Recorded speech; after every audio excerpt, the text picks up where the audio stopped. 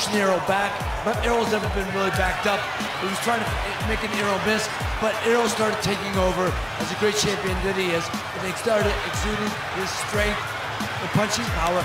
I think the first maybe 4 rounds were competitive. They were really interesting because we didn't really know what would happen.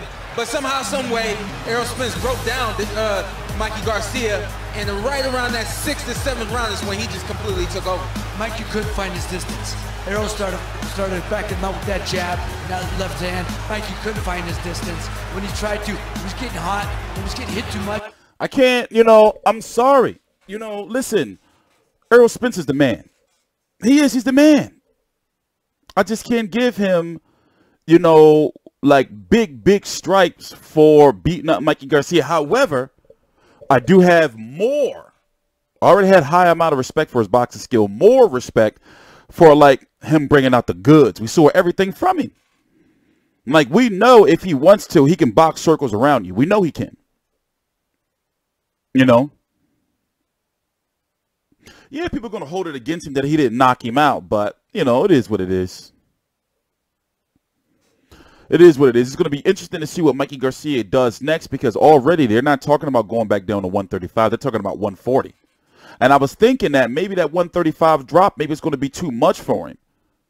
I think 140 is where he should, be at, but 140 has a lot of politics. And did he take, like what damage did he take from this fight? He was looking like he was getting, he was getting battered in there, and even though his confidence still seems as though it's there, like, where is he mentally, Like, will he go into a fight thinking like, shit, I don't know. It's weird. Obviously, things didn't go exactly as planned, but let's start with just the spectacle of this event. When you walked out to those 47,000 fans in Cowboys No, he was never heard. What was that like? No, it was amazing, I'm very thankful that all these people, See, the reason why he lost, in my opinion, is like, Spence was too big. He was too tall. And him having a high, boxing IQ, he used that to his advantage. He wasn't trying to exchange in there with Mikey Garcia, take any chances. He kept him on the end of the jab.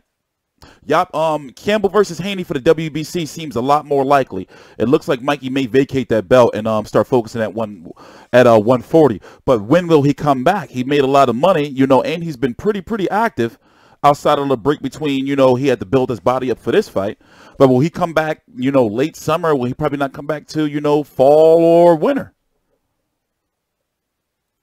Fans came out, show lots of love and lots of support, like I said. But however, I am glad that he didn't get knocked out. I'm glad he didn't get knocked out. I didn't want to see him get knocked out. So to me, it is to me. I know people say it's no moral victories, but to me it's a moral victory. I'm like, yeah, you go ahead, Mikey. Even though you was getting your ass whipped, I can see that he just couldn't get in on the inside. It's one of those fights that brought everybody. It's a huge fight. It was a big fight. It was a great show. Unfortunately, things didn't go out, the way we planned. I didn't get the victory, but hey, playing with GOAT, you don't. Okay, let me say this. I knew somebody was going to come around with that. Your prices for your store are too much. First of all, the average hoodie cost about $50, right? Right. Or you can say the average hoodie will cost about $39.99.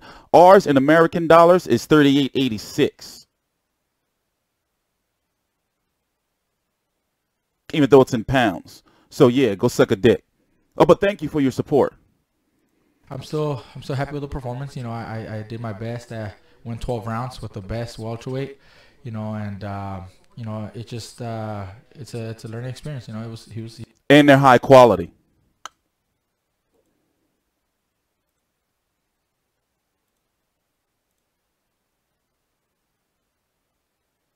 He's a good fighter. You're absolutely right. Not many can say that they did what you did, go 12 rounds. Your brother almost stopped this fight at some point. He came to you in the corner. He said, how are you? What do you want to do? And you said, don't buy it. We don't want your service playing with the GOAT. Don't buy it. Like, in fact, you're never going to get a response from me ever again. That, I'd be how you like that to stop this fight. I was fine.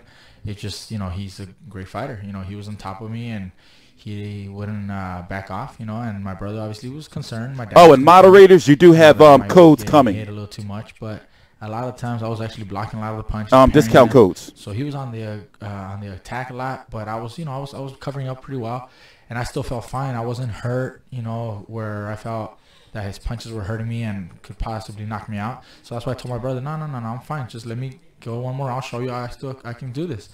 That's it.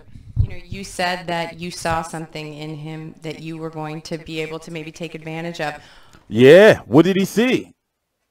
What was the game plan? No, well, I try to make adjustments to try to take over and beat him to the punch or counter punch, fight on the inside or fight on the outside. But he just, he's a lot bigger, and that's he executed his game plan. He kept that distance using that jab. A couple times when I was trying to, get on the inside, he just boxed right outside with the jab and kept me at a distance that obviously didn't suit me. Suited him very well. He executed very well. Yeah.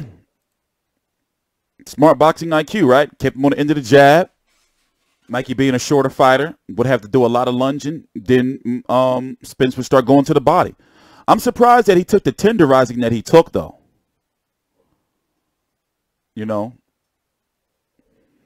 Mikey come back and fight a champion? Well, what champion is going to fight at 140? Remember, all the belts at 140 are tied up in major politics. See, let me show you. Let me pull it up. Where's it at? The 140-pound division is in the World Boxing Super Series or over on Top Rank, who he don't definitely want to work with. So he stays at 140, right? Krill Lock is taking on Regis Prograis. Josh Taylor is taking on Ivan Barancek. Jose Ramirez is possible in line for Crawford if Crawford beats Amir Khan. And then you got Maurice Hooker over in the zone, who's mandatory as Jack Catterall.